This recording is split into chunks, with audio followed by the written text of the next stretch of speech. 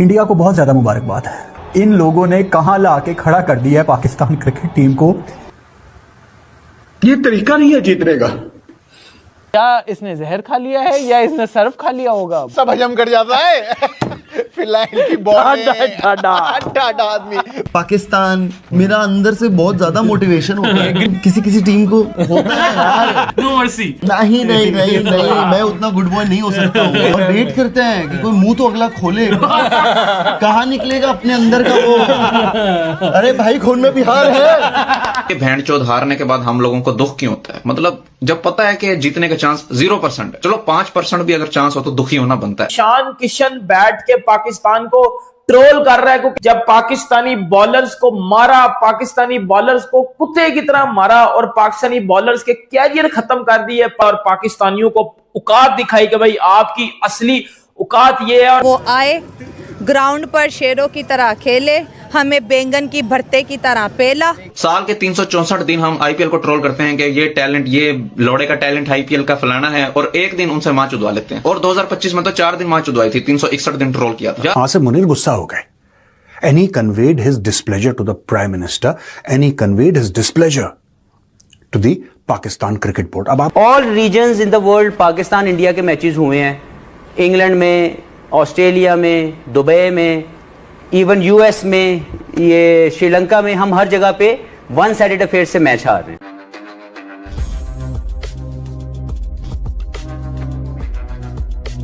तो भट्टी जो है ना, फरहान भट्टी है, क्या नाम है उसका, उसको छोड़ दो। उसको जो है ना, अगर वो 1 नंबर का जो है ना पनौती है, अगर उसने नहीं बोला था 21 वाला मैच चाहिए, आगा जी 21 वाला मैच चाहिए, आगा जी 28 वाला मैच चाहिए, आगा जी 34 वाला मैच चाहिए, हाँ भाई ले जा आगा जी को, घर ही ले जा आपने तो। यार इनके ही लोग कह रहे हैं तू रहम कर। पनौती ये कह रहे आगा जी ये वाला मैच है या क्या? सोचो आगा ही आगे बोल दे, कह रहा यार प्लीज ये मत बोल। हाँ ये मत बोल, ये मत बोल कि ये वाला मैच चाहिए, तू मत बोल यार। बोला मुझे, मैंने बोला तेरे को ये बोलने के लिए। हाँ बोला, और मुझे कोई नहीं बताएगा कि कौन सा मैच तुझे चाहिए, कौन सा मैच तुझे नहीं चाहिए। हमें तो सारे मैचों की फीस चाहिए। मुझे मेरे घर में रोटी चाहिए। मेरे को नहीं करना बाकी सारा काम, मुझे आता ही नहीं। तू कह रहा आगा जी ये चाहिए, आगा जी वो चाहिए, आगा जी की फटी पड़ी है कि मुझे कुछ आता चाहिए, क्या चाहिए, मुझे चाहिए क्या, मुझे चाहिए क्या। आगा जी को ये नहीं पता कि पहला ओवर अगर उनको डालना है, 2 ओवर के बाद जिस पत्थरबाज की इतनी बात हो रही है उसको कौन सा ओवर देना है। और जब 2 ओवर में भाई अगर आगा जी ने 10 रन देके विकेट भी निकाल दी थी तो भाई तीसरा ओवर भी कराना था ना। नहीं भाई आगा जी को याद ही नहीं, आगा जी ने, पर आगा जी बहुत स्मार्ट आदमी है। मैं अगर आपको बताऊं, उनको समझ में आ गया था 2 ओवर तो किसी तरीके से निकल गए, क्योंकि उन 2 ओवर में ईशान किशन सामने ज्यादा पड़ा नहीं। ठीक है, अभिषेक शर्मा ने 3-4 बॉलें निकाल ली पहले ओवर में, उसके बाद जो तीसरा ओवर आया उसमें भी थोड़ा तिलक ने थोड़ी सी बॉलें निकाल ली। उनको समझ में आ गया ये अबरार की गर्दन उसने तोड़ दी, ये मेरा तो भाई कच्चा, ये मेरी गिच्ची पकड़ के ये जो मारेगा यार, बंदा है खुदा यार, क्यों होगा यार मेरा। तो सलमान अली आ गया। लेकिन भाई बात करनी है फुरकान भट्टी की। भाई ये आदमी कॉमेडी किंग है, ये तो मैं मानता हूँ। एक तारीफ तो मैं दिल से करूंगा इस आदमी की कि ये आदमी कितना भी बड़ा पनौती हो पाकिस्तान के लिए, लेकिन कंटेंट किंग है ये इंडिया के लिए। मतलब इसका कंटेंट देखकर मैं आपको बता रहा हूँ, ये राफेल हंटर पंटर चंटर ये कितनी भी, ये 60 कोई सी भी टी शर्ट पहन ले, हमें फर्क नहीं पड़ता कि ये अपने घर में, इनके घर में क्या हो रहे हैं, इनके कितने पिता हैं, ये उस चीज की टी शर्ट पहनकर आ रहे हैं कि 6 पिता हैं, इनके 7 पिता हैं, मैं नहीं जानना चाहता। लेकिन भाई ये जो जिस तरीके की बातें करता है, बोला कि 15 तारीख को आपका जन्म किस लिए हुआ है, 15 तारीख का मैच जीतने के लिए। बाकी सारे पाकिस्तानी कह रहे हमारा जन्म इसलिए हुआ है भाईजान, उसके बाद बता दो कि जन्म किस लिए हुआ है। मतलब सारे पाकिस्तानी प्लेयर ये कह रहे हैं कि यार ये बताएगा हमारा जन्म किस लिए हुआ है। हमारा जन्म थूक के चाटने के लिए हुआ है भाईजान, हम पाकिस्तान के लोग हैं। हमारा जन्म इसीलिए हुआ है ताकि हम भीख मांग सके। तो ये भी तो थूक के चाटता है। आप इसकी बातें सुनिए, अगर आपने इसके वीडियो देखे मैच शुरू होने पर, जब अभिषेक शर्मा जब आउट हुआ तो इसका क्या रिएक्शन था, रिएक्शन देखो।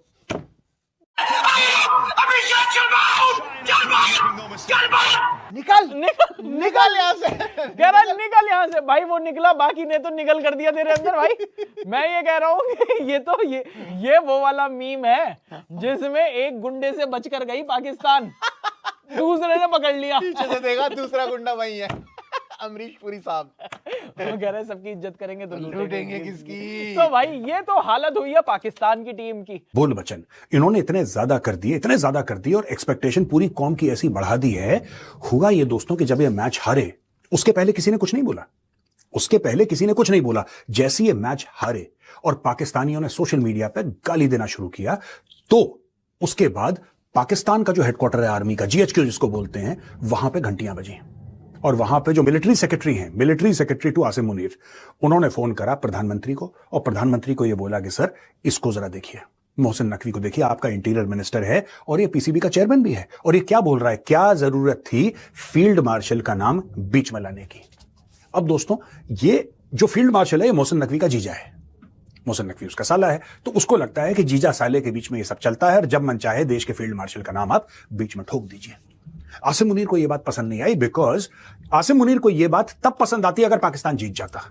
उनकी प्रॉब्लम यह है कि पाकिस्तान हार गया। अब मैं आपको बताता हूं, एक नैरेटिव की लड़ाई, और इसलिए कैप्सूल में, नॉर्मली कैप्सूल में हम बड़े बड़े जिसको कहते हैं कि करंट जियोपॉलिटिकल टॉपिक्स को हम लेते हैं। आज मैंने सोचा कि क्रिकेट के बारे में बात करूं। कारण यह है किस तरीके से पाकिस्तान क्रिकेट को लेता है, किस तरीके से परसीव करता है। अगर सरकार जितना राफेल पे पैसा खर्च करती है, जितना ब्रह्मोस पे पैसा खर्च करती है, उसका 1/10वां हिस्सा इस पे खर्च करे कि किस तरीके से अगली बार जब ऑपरेशन सिंदूर हो वो लाइव टेलीकास्ट हो, तो उससे पाकिस्तान का ज्यादा मोराल टूटेगा। कारण यह है कि जब ऑपरेशन सिंदूर में आपने मस्जिद सुभान अल्लाह में बम मारा, आपने पूरे उनके जो लश्कर तैयबा और जैश मोहम्मद के हेडक्वार्टर आपने उड़ा दिए, और कितनी तादाद में 100 से ऊपर आपने आतंकी और पाकिस्तानी सेना के लोग मार दिए, उनकी एयरफील्ड जो थी, उनका इंफ्रास्ट्रक्चर था, उनके हैंगर्स थे, उनके एयरक्राफ्ट सब ध्वस्त कर दिया आपने, स्कैल्प मारी, हैमर मारी, ब्रह्मोस, आपने दुनिया भर की आतिशबाजी कर दी पाकिस्तान के अंदर और उनका बिल्कुल कबाड़ा निकाल दिया। लेकिन पाकिस्तान झूठ बोल गया। पाकिस्तान ने बोला जी हम जीत गए, हम जीत गए, जीत गए। जब ऐसा पता लगा धीरे धीरे, अब क्या होता है कि सच की एक बहुत बुरी बीमारी होती है कि सच सामने आ ही जाता है।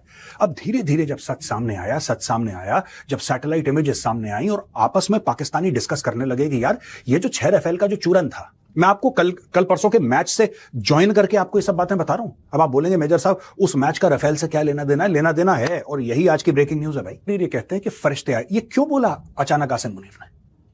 कारण क्या था? उसको क्या बोलने की जरूरत थी? पहले भी बोल सकता था, अभी हाल फिलहाल में क्यों बोला? भाई आप ये देखें ना कि 10 मई में सीजफायर हो गया था। अगर 10 मई को लड़ाई बंद हो गई थी तो ये मामला फिर जनवरी फरवरी का क्यों है? ये पूरे साल क्या कर रहा था? फरिश्ते अब आए थे कि फरिश्ते तब आए होंगे जब आए थे, ये बोल रहा था। तो आप सोचिए इसको क्यों बोलना पड़ा? क्योंकि पूरा जो नैरेटिव था पाकिस्तानी फौज का, आसिम मुनीर का नैरेटिव, वो हो गया ध्वस्त।